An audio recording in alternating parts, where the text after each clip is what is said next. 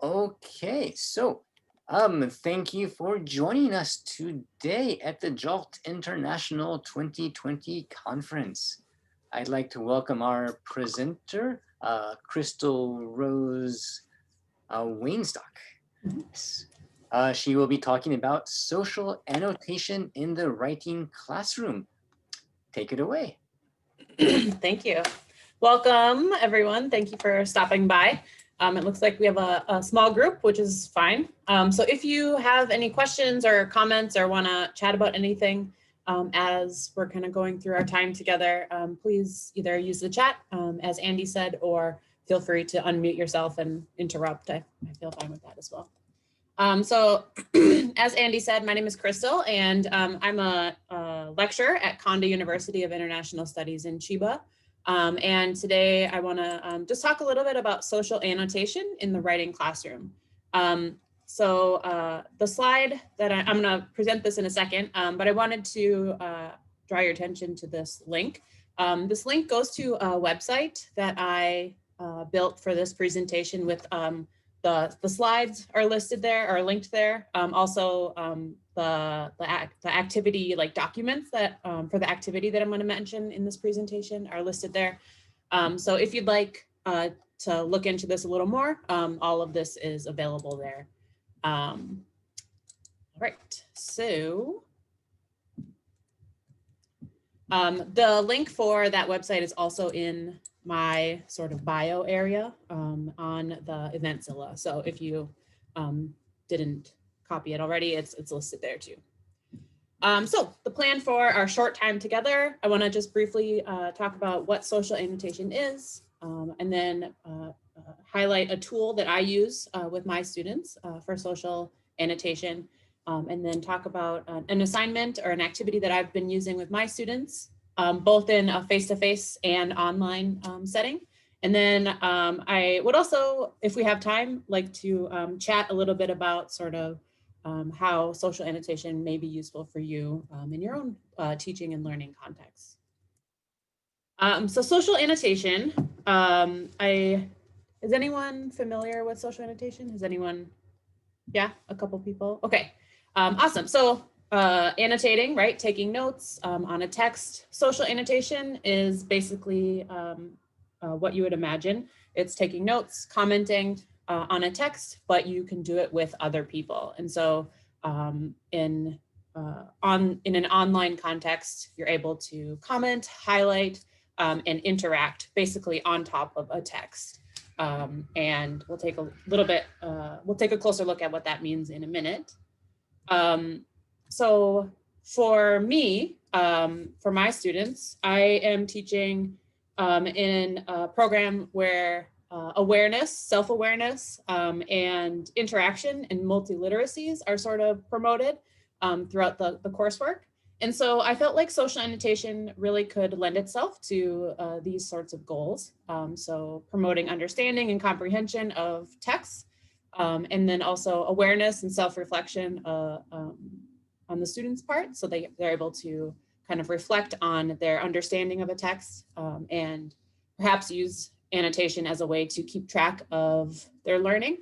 And then interaction and collaboration. So the social piece of social annotation lends itself really well to this part, especially within an online classroom. I'm finding that social annotation is a really useful tool for sort of allowing students to connect in another way.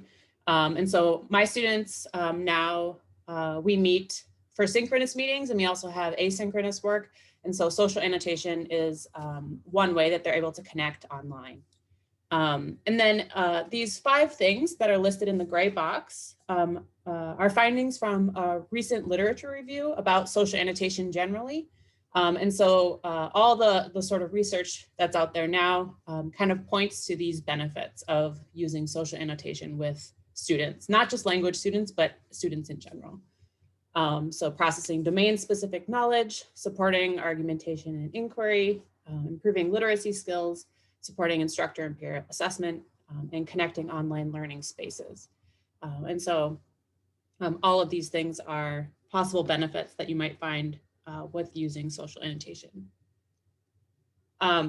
So the tool that I use with my students is called Hypothesis. And this is the website also, so you can, this is the URL as well. And this tool is an open source tool that allows users to highlight and annotate on top, on a layer on top of an online text. And I chose Hypothesis because I had used it as a student in the past and found it to be really useful for an online course that I participated in. And so I was familiar with it. There are other social annotation tools available, and maybe you're familiar with some of those, but the tool itself is pretty robust. But again, there are other tools available. So this slide shows an example of highlighting text, and then with the tool, you're able to either highlight or click annotate, and it'll open a text box where you're able to input text, or you can also embed images or videos or other media. And so you're able also to organize annotations with tags. And I'll talk a little bit about kind of what I've asked my students to do with regard to that in a second. One thing that's really nice about Hypothesis is that you're able to annotate in different ways. So this screen is showing you a public annotation. At the top, it says public, but you're also able to create groups where students can join the group, and only members of the group can see the annotations made if they're annotating in that group. And so with my students, I ask them to annotate within a group, so they're not annotating publicly for everyone on the internet with Hypothesis to see, but that is an option. And so it really has a lot of sort of potential for connecting people online, right, on top of a text. So the text kind of becomes the context for interaction and learning and engagement. You can also reply to annotations. So students can reply to each other. You can reply to students. In this case, I'm replying to myself as an example, but again, it can promote that sort of discussion in a similar way as a discussion forum might, except it's within the context of the text that you're looking at. With regard to sort of the technical stuff with Hypothesis, it can be used as a web browser extension in Chrome. It can also be used through a proxy website that you basically just paste the URL of the website that you want, or the text that you want to annotate, and then it opens on top of that. Or there's also an LMS app that's available now for some LMS learning management systems, which also I haven't used myself, but I hear that a lot of teachers really enjoy using it because students don't have to create their own accounts. They can just annotate text that the teachers assign in the learning management systems. Okay, so that's Hypothesis. So the social annotation assignment that I've been using with my students for the last almost 2 years, it kind of looks like this. So we read an online article together and annotate using Hypothesis in our course group. So only students in my 2 writing courses can see the annotations. And then I ask them, and that happens over the course of about a week. And then I ask them to read the article again, read through the annotations that other students have made, and to comment, respond, and sort of review what they read the first time. And then after that happens, so that's over the course of 2 weeks, they do about 1 text a week. So 2 weeks. After the 2 weeks is up, we discuss the articles in class, in a class meeting, and I ask the students to kind of help each other understand what they read. The texts that I've chosen for students to read are authentic English texts, and so they're often really challenging for students to understand everything. And part of the reason I wanted to ask my students to do an assignment like this is so that they can practice reading for the main ideas and understanding kind of the text without understanding each word that's in the text, right? And And so they discuss the text and then choose which one of the two readings they want to use for a summary paragraph.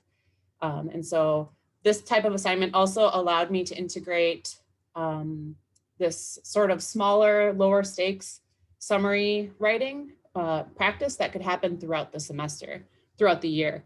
So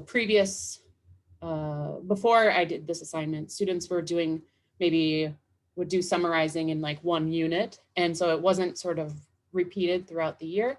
And so in order to give students more practice, like in a lower stakes assignment, that's sort of where this came from. I also asked my students to do self-evaluation, and then I evaluate their summary paragraphs as well. So that's sort of the flow of the assignment. And with my students, I've used texts from like the Japan Times. I've used texts from sort of other sites like Vox or other like magazine news types of sites. The topics that we read about kind of depend on student interest. So I ask students kind of what topics they're interested in. And I try to choose text articles that are rather current. So that were published relatively recently. And okay. Are there any questions so far about the assignment or about hypothesis or about social annotation sort of more generally?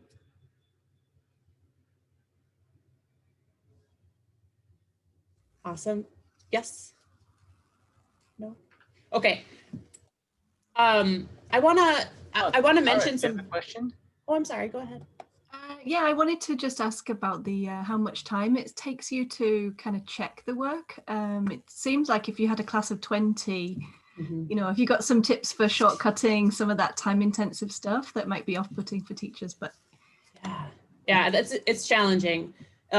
It's challenging for sure. So I, with the annotations themselves, I try to interact with the students through hypothesis on the text as they're kind of posting. So I will go in maybe once or twice a week and kind of read through what's happening and comment or ask questions based on what they're saying. With regard to the summary paragraphs, I used a single point rubric. So it was less about sort of the points, but more about the feedback. And I looked at content and organization, language use, and formatting as well. And it does take quite a lot of time, right? And I've been using this with 2 classes of about 20 students. So I have like 40 students doing these summary paragraphs. The good news is that they're choosing one of the 2 texts. And so the summary paragraph that they're writing is going to be very similar, right? If they all choose this text, what they're writing will be very similar because it's about the same thing. But it does take a lot of time. And I think something that I found useful was giving a lot of sort of feedback in the early, like the first couple summary paragraphs, and then relying a little bit more on peer and self-evaluation for the later paragraphs. And I hope that students felt like they received enough feedback, but that was something that I did with my students. Does that answer your question? Yeah, thank you. Thank you. Yeah, I know workload is definitely something to consider. I mean, I think you could definitely use an activity like this without giving so much feedback or without grading it even. You could just evaluate the interaction more than the final product, if that's what your target is. But 11 o'clock. Okay, so I have a couple questions here that we can chat about if you have some thoughts, or I also wanted to just mention some takeaways and some of the things that I noticed from my students and how they've used social annotation and some kind of takeaways from my experience. But I guess the second question, how might social annotation be useful in your own teaching and learning context? So just thinking about kind of what social annotation is, do you guys have any thoughts about how this sort of tool could be useful in your own context? And if not, that's okay. We can. I've done it, not using hypothesis, but Sure. just using Google Docs Yeah. and just making workbooks based on the text. And there's like 5 students for a workbook, and we always begin with like a vocabulary section. We give them a few minutes, say, okay, define the vocabulary if you don't know it. So 5 students are there doing that collaboratively. Maybe you're going to speak about this, but I was wondering the balance of, you have in your first question to comment on text, ask questions, keep track of vocabulary. Yeah. Do students tend to do one of those types of activities more than others, or what's more popular, what's not used much? Good question. I do have, from my own experience, what my students did with annotation. So when I did this assignment last year, we were face-to-face. Most of the annotations students made were about vocabulary. Like 85% or something of the annotations were about vocab. And so students would like highlight a word, like define it, maybe give an example sentence, which is useful, right? And students actually commented in like a feedback survey and in their discussions about how that was sort of useful, that they didn't have to look up words on their own because their classmates had sort of defined these terms already, like the key terms in a text. I was hoping that they would interact with each other a bit more, but last year that didn't happen a ton. This year though, I was sort of surprised. Most of the annotations made by students were about the content of the text.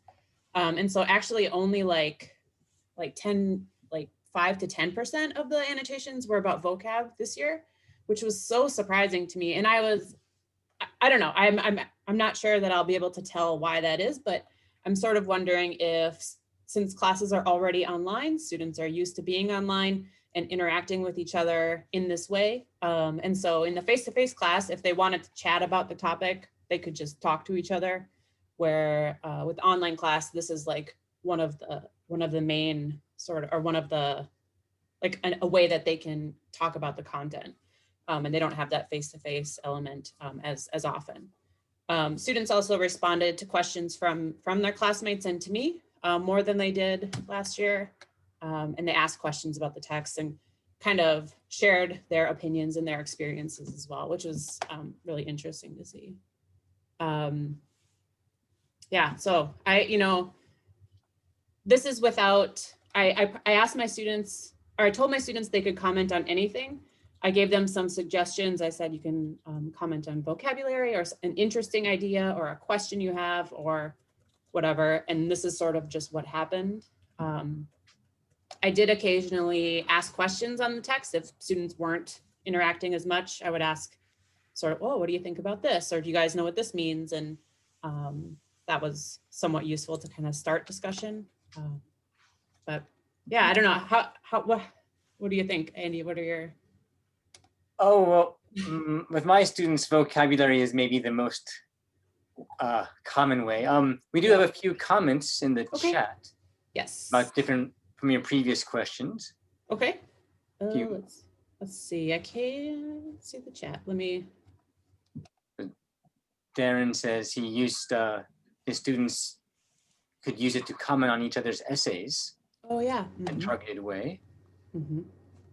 And Kevin mentions another alternative to hypothesis is edgy. Edgy.it. Okay. Oh, yeah. Okay.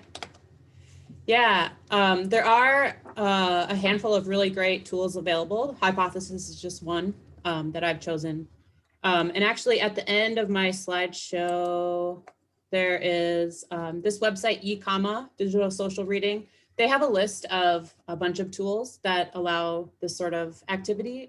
So you could check that out if you're interested in seeing what's available. I'm curious, though. 5 minutes. Can I ask a question?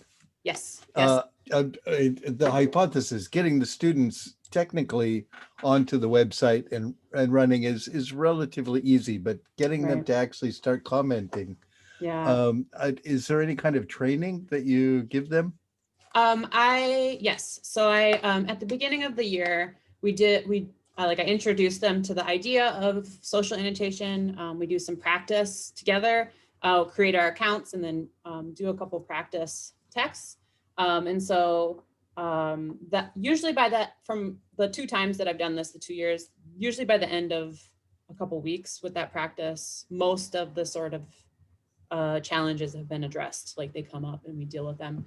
One thing that has been challenging is most of my students use iPads, and with the iPad, we have to use the proxy website, which basically means that if I share an article with students to annotate, they have to go to a website, copy the URL from the article, paste it in the website, open it, log into Hypothesis on their iPad, and then they can annotate, which is more steps than using like the Chrome extension or a learning management system app, for example.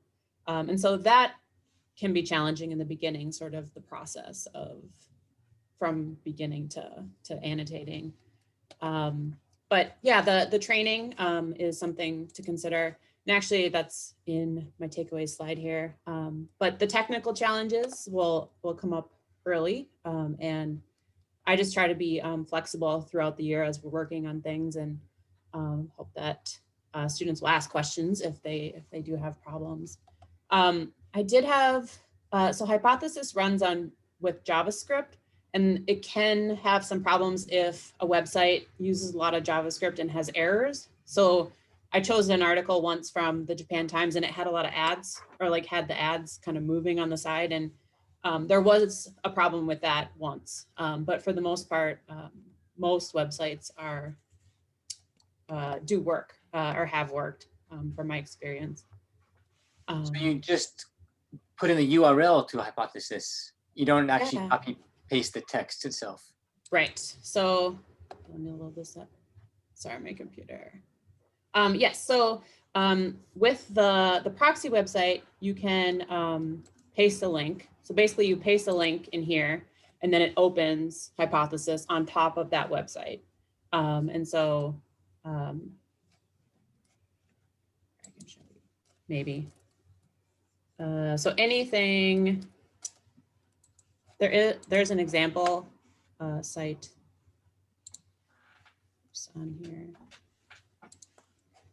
Any content that isn't behind a paywall, basically you can use through this tool or with this tool. You can also do locally saved PDFs. So I don't know if it's gonna, my computer's a little slow, sorry. So you can paste the link and open it up. So this is how my students would do it on the iPad. If you have Chrome, you can use the browser extension as well. But basically it will open a sidebar eventually. That allows, so the sidebar kind of pops out, and then you're able to log in and highlight text and annotate through this like sidebar.